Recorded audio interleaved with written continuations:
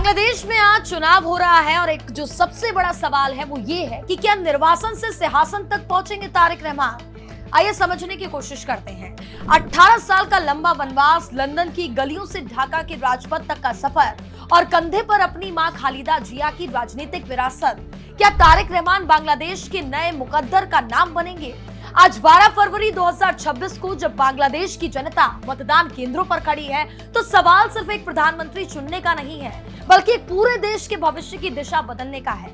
शेख हसीना के तख्ता पलट के बाद ये पहला चुनाव है जहां अवामी लीग मैदान से बाहर है और मुकाबला पुरानी बनाम नई कट्टरता के बीच सिमट गया है। 5 अगस्त 2024 को शेख हसीना के देश छोड़ने के साथ ही बांग्लादेश के 15 साल पुराने राजनीतिक ढांचे का अंत हो गया है।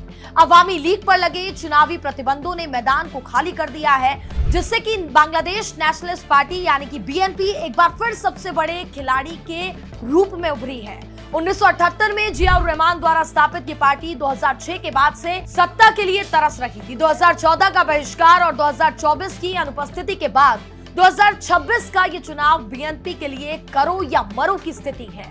लंदन में लंबे समय तक निर्वासित जीवन बिताने के बाद तारिक रहमान की ढाका वापसी किसी फिल्मी ड्रामे से कम नहीं थी। अपनी मां खालिदा जिया के निधन के बाद उन्होंने पार्टी की कमान ऐसे समय में संभाली है जब देश संक्रमण काल से गुजर रहा है। उनके सामने सबसे बड़ी चुनौती जनरेशन गैप है। 18 साल में बांग्लादेश की एक पूरी पीढ़ी बदल गई है जिसने बीएनपी का शासन देखा ही नहीं। क्या वे इन युवाओं की नब्ज पकड़ पाएंगे? हालांकि मां की मृत्यु से उपजा सहानुभूति फैक्टर और अन्य विकल्पों की कमी उनके पक्ष में मजबूती से खड़ी है। तारिक रहमान ने बांग्लादेश बिफोर ऑल का नारा देकर राष्ट्रवाद की नई लकीर खींची है। बीएनपी 300 में से 292 सीटों पर खुद चुनाव लड़ रही है।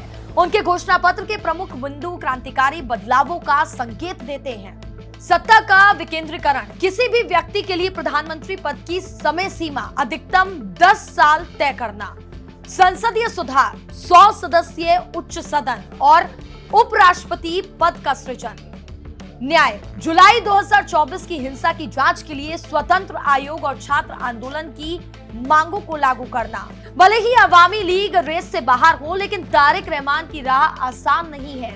उनके सामने जमाते इस्लामी और युवाओं की नई पार्टी एनसीपी का गठबंधन एक बड़ी दीवार बनकर के खड़ा है। जमात के पास अपना कैडर वोट बैंक है, तो वहीं एनसीपी युवा वोटों को अपनी ओर खींच रही है। यहाँ तारिक रहमान के लिए सबसे बड़ा प्लस पॉइंट शेख हसीना के समर्थकों का रुख हो सकता है। अवामी लीग का समर्थक वर्ग कभी भी जमात इस्लामी को वोट नहीं देगा, क्योंकि जमात ने 1971 के मुक्ति संग्राम का विरोध किया था। ऐसे में अवामी लीग का बचा कुछ आधार मजबूरी से ही सही, लेकिन बीएनपी की ओर शिफ्ट हो सकता है। दुनिया की नजरें इस बात पर टिकी हैं कि क्या बीएनपी अपना पुराना भारत विरोधी रुख बदलेगी। संकेत सकारात्मक दिख रहे हैं। हाल ही में खालिदा जिया के निधन पर भारत के प्रधानमंत्री नरेंद्र मोदी की संवेदना और विदेश मंत्री एस जयशंकर का ढाका दौरा एक बड़े कूटनीतिक बदलाव का इशारा है। बांग्लादेश की जनता भी समझती है कि आर्थिक स्थिरता के लिए भारत के साथ मधुर संबंध जरूरी है। तारिक रहमान ने भी अपने वादों में पड़ोसी देशों के साथ समानता की दोस्ती की बात कहकर भारत को सकारात्मक संदेश देने की कोशिश की है। आज का मतदान ये तय करेगा कि बांग्लादेश इस्लामी कट्टरवाद की ओर मुड़ेगा या फिर तारिक रहमान के नेतृत्व में एक उदार लोकतांत्रिक भविष्य की ओर। बीएनपी के लिए ये चुनाव केवल सत्ता पाने का जरिया नहीं, बल्कि खुद को आधुनिक बांग्लादेश के अनुकूल साबित करने की परीक्षा है।